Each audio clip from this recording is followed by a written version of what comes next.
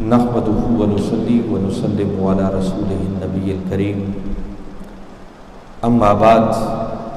فاعوذ بالله من الشيطان الرجيم بسم الله الرحمن الرحيم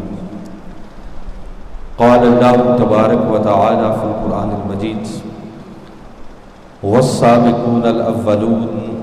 من المهاجرين والأنصار والذين اتبعوهم بإحسان رضي الله عنهم ورضوا عنه وأعد لهم جنات تجري تحتها الأنهار خالدين فيها أبدا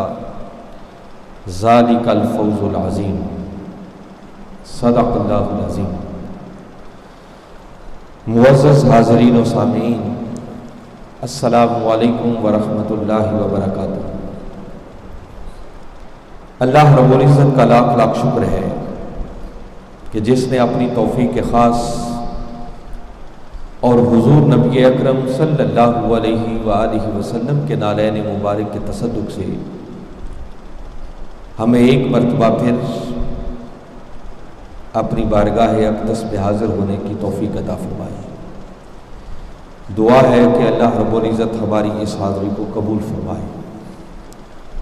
پچھلے جمعۃ المبارک کی نشست میں ہم نے اس موضوع پر بات کی تھی کہ لوگوں میں سے کچھ لوگ وہ ہوتے ہیں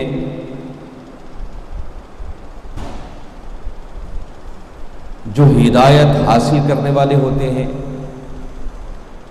کچھ ہدایت دینے والے ہوتے ہیں، اور کچھ ایسے ہوتے ہیں کہ جن پر اللہ کا پھر ایسا کرم ہوتا ہے کہ وہ جن جن راستوں سے گزر جائیں اور جہاں جہاں ان کے قدموں کے نشان لگ جائیں، اللہ ان کے قدموں کے نشانوں والی جگہ کو بھی ہدایت کی راہ بنا دیتا۔ اور پھر بالخصوص صحابہ کرام رضوان اللہ علیہم اجمعین، ان کا شمار ایسی ہی ہستیوں میں ہوتا ہے کہ جن پر اللہ کا کرم ہوا، اللہ رب العزت نے ان کو اپنے محبوب مکرم صلی اللہ علیہ وسلم کے صحابہ ہونے کے لیے منتخب کیا، امت کی رہنمائی کا فریضہ ان کے ذمہ کیا، اور اللہ رب العزت نے ان کی راہوں کو بھی خود صراط مستقیم بنا دیا۔ آج کی اس نشست میں صرف ایک آیت کریمہ کے حوالے سے میں بات کروں گا، چونکہ ان ڈیٹیل اس موضوع پر پچھلی نشست میں ہم بات کر چکے ہیں۔ سورہ توبہ کی ایک آیت کریمہ جو تلاوت کرنے کا میں نے شرف حاصل کیا ہے، باری تعالیٰ نے اسی بات کی طرف اشارہ کرتے ہوئے اعلان کیا، فرمایا والسابقون الاولون من المہاجرین والانصار والذین اتبعوہم بإحسان رضی اللہ عنہم ورضوا عنہ۔ اب یہ کلمات بڑے قابل غور ہیں جو باری تعالیٰ یہاں پر وارد فرما رہے ہیں۔ فرمایا السابقون الاولون، وہ سبقت لے جانے والے اور شان اولیت کے حامل، جو ایمان لانے میں سبقت لے گئے، جو ہجرت کرنے میں سبقت لے گئے، جو تاجدار کائنات صلی اللہ علیہ وسلم کے لائے ہوئے دین کی خاطر اپنا تن من دن قربان کرنے میں سبقت لے گئے، جو آگے بڑھ گئے۔ من المہاجرین والانصار، فرمایا اب وہ چاہے مہاجرین میں سے تھے یا انصار میں سے تھے، وہ جنہوں نے قربانیاں دینے میں سبقت کی، ایمان لانے میں سبقت کی، اور تاجدار کائنات صلی اللہ علیہ وسلم کے لائے ہوئے دین پر عمل پیرا ہونے میں سبقت کی، فرمایا خواہ وہ مہاجرین میں سے تھے یا انصار میں سے تھے۔ اتنی بات کر کے فرمایا ایک وہ، اور ساتھ آگے فرمایا والذین اتبعوہم بإحسان، اور پھر جنہوں نے احسان کے ساتھ ان کی اتباع کر لی، جو ان کے نقش قدم پر چل پڑے، جنہوں نے ان کی راہ کو اپنا لیا، جو ان کی اتباع کرنے والے ہو گئے، جو ان کے پیچھے پیچھے چل پڑے اور جنہوں نے ان السابقون الاولون کی اتباع کی، ان کو فالو کیا. فرمایا وہ السابقون الاولون بھی اور ان کی اتباع کرنے والے بھی، ان کی شان یہ ہے رضی اللہ عنہم ورضوا عنہ، کہ وہ اپنے اللہ سے راضی ہو گئے اور اللہ ان سے راضی ہو. بلکہ اگر قرآن پاک کے اس مقام کے کلمات کو دیکھیں تو رضی اللہ عنہم یہ کلمات کہتے ہیں کہ اللہ ان سے راضی ہو گیا، ورضوا عنہ اور وہ اپنے اللہ سے راضی ہو گئے. گویا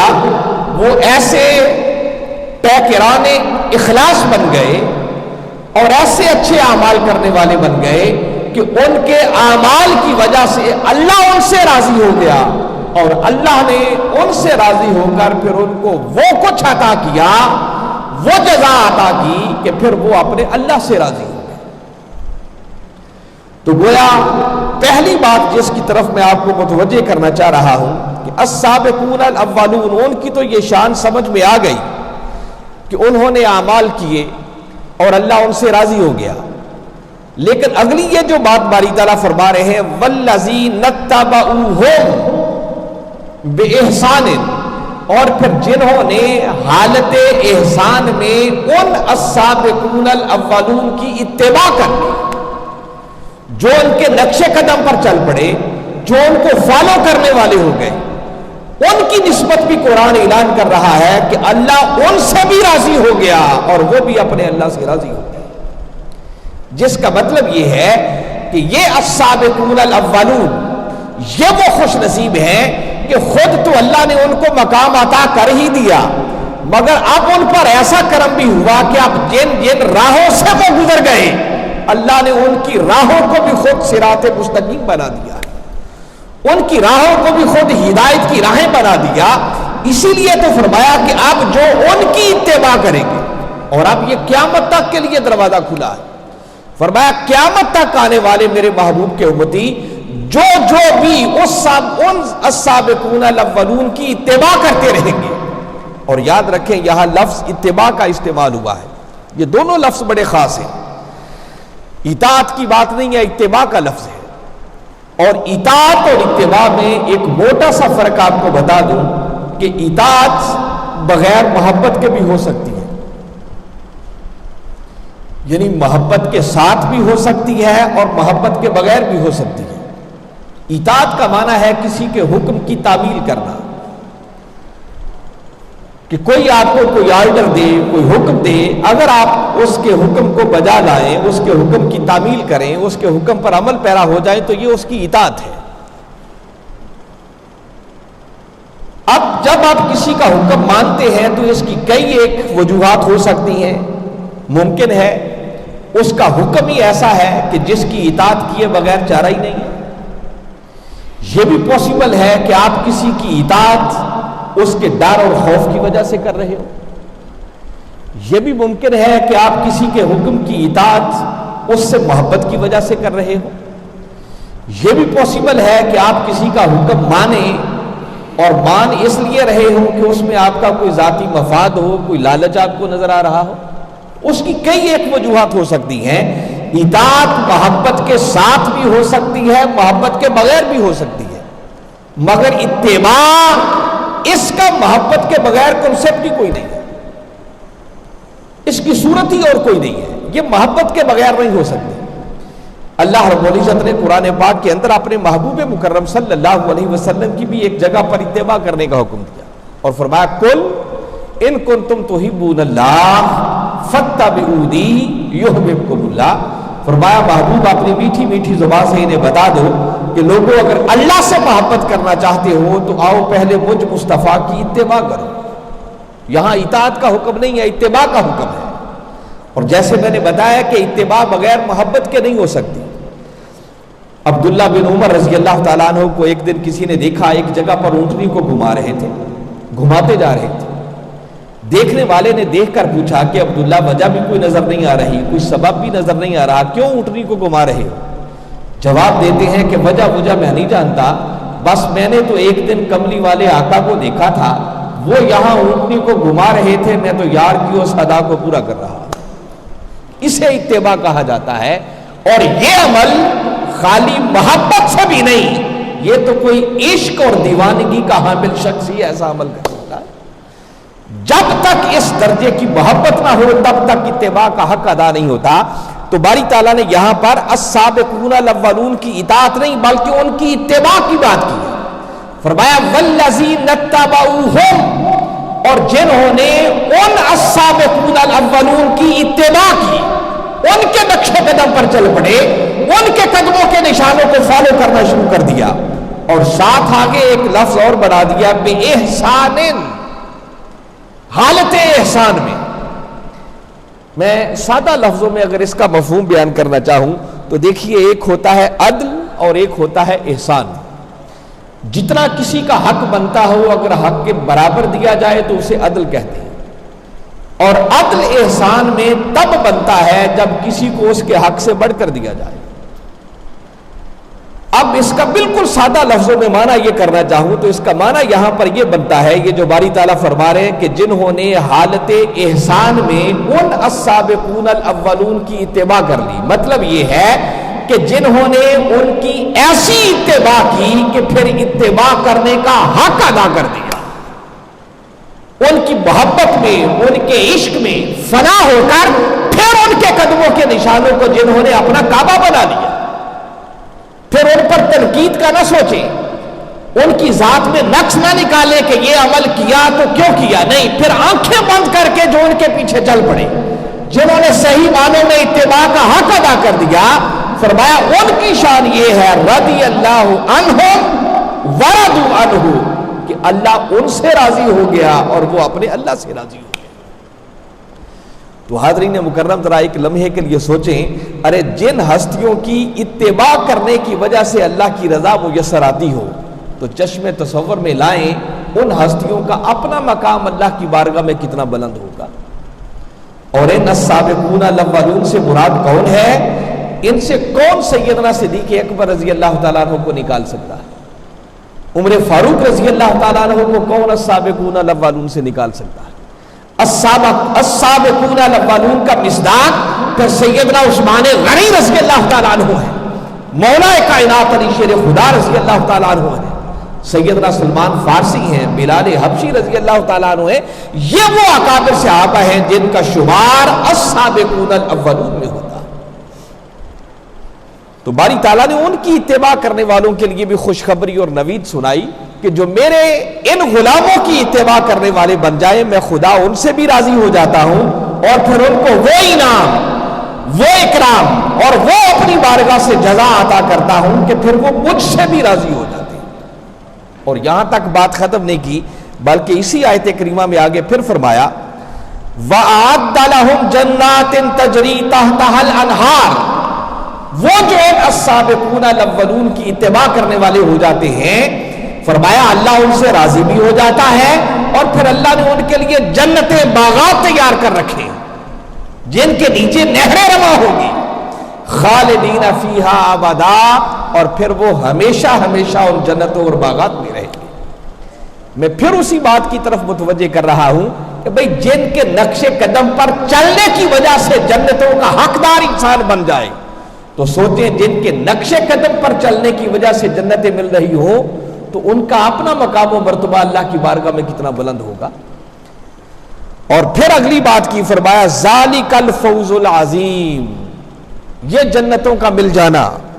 اور ان میں پھر خلود کا حاصل ہو جانا، فرمایا یہ ایک عظیم کامیابی ہے، فوز العظیم، عظیم کامیابی باری تعالیٰ نے قرار دیا۔ اور یہ کامیابی کن کو ملتی ہے؟ فرمایا ان کو جو السابقون الاولون کی صحیح معنوں میں اتباع کرنے والے بن جاتے ہیں۔ تو جن کی اتباع کا حکم خدا دے رہا ہے،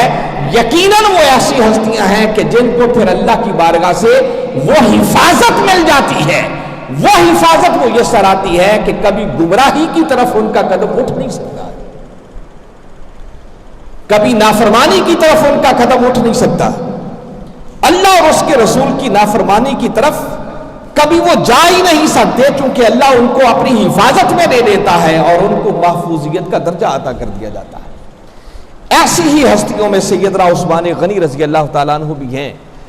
آج ہم چند باتیں اپنی گفتگو کو ختم کرنے سے پہلے ان کی سیرت طیبہ کے حوالے سے کرتے ہیں۔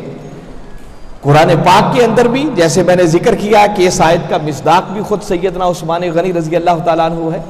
سورہ بقرہ کی آیت کریمہ کا بھی میں نے پچھلی بار ذکر کیا تھا۔ جن ہستیوں کے ایمان کو باری تعالیٰ قیامت تک کے لیے ماڈل اور نمونہ بنا کر پیش کر رہے ہیں، وہ یہی میرے آقا کے غلام ابو بکر، عمر، عثمان و علی رضوان اللہ علیہم اجمعین تھے۔ مگر پھر بالخصوص تاجدار کائنات صلی اللہ علیہ وسلم نے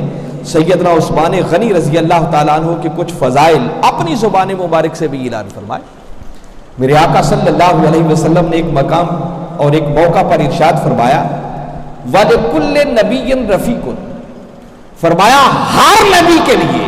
کوئی نہ کوئی رفیق ہوتا ہے۔ وَرَفِيقِي یعنی فی الجنہ عثمان بن عفان، اور فرمایا جنت میں میرے رفیق اور میرے ساتھی جو ہوں گے وہ عثمان ابن عفان رضی اللہ تعالیٰ عنہ۔ ذرا ایک لمحے کے لیے سوچیں کہ اللہ رب العزت نے جس ہستی کو جنت کے اندر اپنے محبوب کا رفیق بننے کے لیے منتخب کیا ہے تو ان کی شان اور ان کا مقام اور ان کا مرتبہ اللہ کی بارگاہ میں کتنا بلند ہو۔ یہی وہ سیدنا عثمان غنی رضی اللہ تعالیٰ عنہ ہیں جن کے لیے میرے آقا نے فرمایا، انت ولی فی الدنیا وانت ولی فی الآخرہ، فرمایا عثمان تم دنیا میں بھی میرے دوست ہو اور آخرت میں بھی تم میرے ولی اور میرے دوست ہو۔ ذرا چشم تصور میں لائیں کہ ان کا مقام و مرتبہ کیا ہو۔ پھر یہ سیدنا عثمان غنی رضی اللہ تعالیٰ عنہ وہ ہیں کہ جن کے مقام و مرتبہ کا اندازہ کرنا ہو تو کبھی غور کریں، کئی ایسی روایات مل جاتی ہیں میں جن میں سے صرف ایک خلاصتاً آپ کے سامنے رکھ رہا ہوں کہ تاجدار کائنات صلی اللہ علیہ وسلم اپنے گھر میں لیٹے ہوئے تھے، اور ایک روایت میں ہے کہ آپ کے دونوں گھٹنے یا ایک گھٹنے سے کپڑا بھی ہٹا ہوا تھا۔ ایسے میں دروازے پر دستک ہوئی، سیدنا ابو بکر صدیق رضی اللہ تعالیٰ عنہ نے اندر آنے کی اجازت طلب کی۔ ام المومنین حضرت عائشہ صدیقہ رضی اللہ تعالیٰ عنہ گھر میں تھیں۔ آپ نے بتایا کہ ابو بکر اجازت طلب کر رہے ہیں، میرے آقا اسی کیفیت میں لیٹے رہے اور آپ نے سیدنا ابو بکر صدیق رضی اللہ تعالیٰ عنہ کو اندر آنے کی اجازت دے دی۔ تھوڑی دیر بعد سیدنا عمر فاروق رضی اللہ تعالیٰ عنہ تشریف لائے، انہوں نے اجازت طلب کی، آپ پھر اسی طرح لیٹے رہے اور ان کو بھی اندر آنے کی اجازت دے دی۔ پھر تھوڑی دیر کے بعد سیدنا عثمان غنی رضی اللہ عنہ تشریف لائے، آپ نے جب اندر آنے کی اجازت طلب کی اور بتایا گیا کہ عثمان غنی آنے کی اجازت طلب کر رہے ہیں تو میرے آقا اٹھ کر بیٹھ گئے، آپ نے اپنے کپڑے درست کر لیے اور پھر سیدنا عثمان غنی رضی اللہ تعالیٰ عنہ کو اندر آنے کی اجازت دی۔ جب وقت گزر گیا، صحابہ اکرام ملاقات کر کے چلے گئے تو بعد میں ام المومنین عرض کرنے لگی کہ یا رسول اللہ صلی اللہ علیہ وسلم میں نے دیکھا کہ سیدنا ابو بکر صدیق رضی اللہ عنہ تشریف لائے، آپ اسی طرح لیٹے رہے، عمر فاروق آئے، آپ نے پھر بھی کوئی تکلف نہیں کیا، مگر جب عثمان غنی رضی اللہ تعالیٰ عنہ آئے تو آپ نے بڑا اہتمام کیا، اٹھ کر بیٹھ گئے، اپنے کپڑوں کو درست کر لیا۔ ایسا کیوں؟ تو قربان جائیں تاجدار کائنات صلی اللہ علیہ وسلم کی زبان مبارک سے جو کلمات نکلے، آپ فرمانے لگے کہ عائشہ کیا میں اس شخص سے حیا نہ کروں جس کا حیا آسمانوں پر ملائکہ بھی کرتے ہیں۔ یہ وہ سیدنا عثمان غنی رضی اللہ تعالیٰ عنہ ہیں جن کی شان اور مقام و مرتبہ یہ تھا کہ وہ چلے زمین پر مگر آسمانی دنیا کے ملائکہ بھی ان کا حیا کرتے ہیں، اور جن کا حیا خود تاجدار کائنات صلی اللہ علیہ وسلم کر رہے ہیں۔ میرے آقا صلی اللہ علیہ وسلم نے بالخصوص ان کے لیے فرمایا اکرم امتی حیان عثمان بن عفان، فرمایا میری امت میں سب سے بڑھ کر حیادار اگر کوئی ہے تو وہ سیدنا عثمان غنی رضی اللہ تعالیٰ عنہ۔ یہی وہ سیدنا عثمان غنی رضی اللہ تعالیٰ عنہ ہیں کہ جن کی سخاوت کے چرچے نہ صرف زمین پر بلکہ آسمانی دنیا میں بھی ان کی سخاوت کے ڈنکے بجتے، اور کون نہیں جانتا کہ سیدنا عثمان غنی رضی اللہ تعالیٰ عنہ نے ایسی ایسی سخاوت کی کہ شاید تاریخ جس کی مثال پیش کرنے سے بھی قاصر ہے۔ غزوہ تبوک کے موقع پر جس کو دوسرے لفظوں میں جیش اسرا بھی کہا جاتا ہے.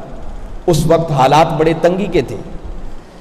جہاد کے لیے لشکر روانہ ہونا تھا. تاجدار کائنات صلی اللہ علیہ وسلم منبر پر جلوہ افروز ہیں اور آپ نے خطاب فرمایا صحابہ کرام کو، اس پر ترغیب دی کہ جہاد کے لیے لشکر روانہ ہو رہا ہے، اللہ کی راہ میں کچھ پیش کرو. آپ کی گفتگو سنی سیدنا عثمان غنی رضی اللہ تعالیٰ عنہ کو کھڑے ہو گئے اور عرض کرنے لگے کہ یا رسول اللہ صلی اللہ علیہ وسلم، میں اس غزوہ تبوک کے لیے 100 اونٹ بما ساز و سامان غلے سے لدے ہوئے آپ کی خدمت میں پیش کرتا. میرے آقا نے قبول فرمائے، مگر میرے آقا نے گفتگو جاری رکھی. آپ نے پھر صحابہ کرام کو ترغیب دلائی. پھر سیدنا عثمان غنی رضی اللہ تعالیٰ عنہ کھڑے اور پھر عرض کرنے لگے کہ یا رسول اللہ صلی اللہ علیہ وسلم، میں 200 مال و اسباب سے لدے ہوئے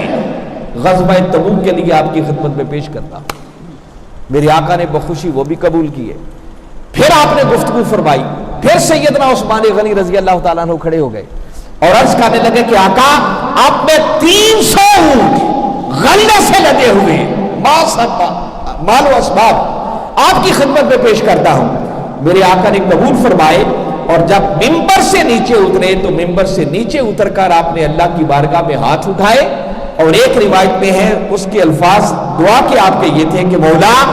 آج تیرے عثمان نے تیرے دین کے لیے اتنا دے دیا ہے کہ اب قیامت تک عثمان سے کوئی سوال نہ کرنا. اور ایک روایت کے کلمات ہیں کہ میرے آقا اللہ کی بارگاہ میں عرض کرنے لگے اور صحابہ کرام کو بتانے لگے کہ آج عثمان نے اللہ کی راہ میں اتنا دے دیا ہے کہ اب اس کے بعد عثمان جو بھی کرے گا اس پر کوئی اللہ کی بارگاہ سے مواخذہ نہیں ہوگا، اس کی جواب طلبی نہیں ہوگی. ایک روایت کے الفاظ ہیں، آقا فرمانے لگے کہ آج عثمان نے اللہ کے دین کے لیے اتنا دے دیا ہے کہ اس کے بعد عمر جو بھی کرے گا، عثمان جو بھی کرے گا، عثمان کا کوئی عمل عثمان کو نقصان نہیں پہنچا سکتا. گویا اللہ کی بارگاہ سے ایک حفاظت کا مجدہ نافذہ سنا دیا کہ اس ایثار کے صدقے اللہ نے وہ حفاظت عطا فرما دی ہے کہ اب عثمان کا کوئی قدم اللہ کی رضا کے خلاف اٹھ ہی نہیں سکتا. عثمان کا کوئی قدم ایسا نہیں اٹھ سکتا کہ جس کی وجہ سے عثمان کا مواخذہ کیا جائے. اور اسی موقع پر ایک روایت کے کلمات یوں بھی ہے کہ سیدنا عثمان غنی رضی اللہ تعالیٰ عنہ نے، میرے آقا ممبر پر جلوہ افروز تھے اور 1000 دینار آقا کی جھولی مبارک میں لاگے ڈالے. اب آقا نے جھولی میں وہ دینار ڈالے ہوئے ہیں، ہاتھ سے رول رہے ہیں، کبھی اوپر کرتے ہیں کبھی نیچے کرتے ہیں اور خوش ہو کر ہاتھ اٹھا کر اللہ کی بارگاہ میں دعا کرتے ہیں کہ مولا، آج تیرے عثمان نے تیرے دین کے لیے اتنا دے دیا ہے کہ اب قیامت تک عثمان سے کوئی سوال نہ کرے.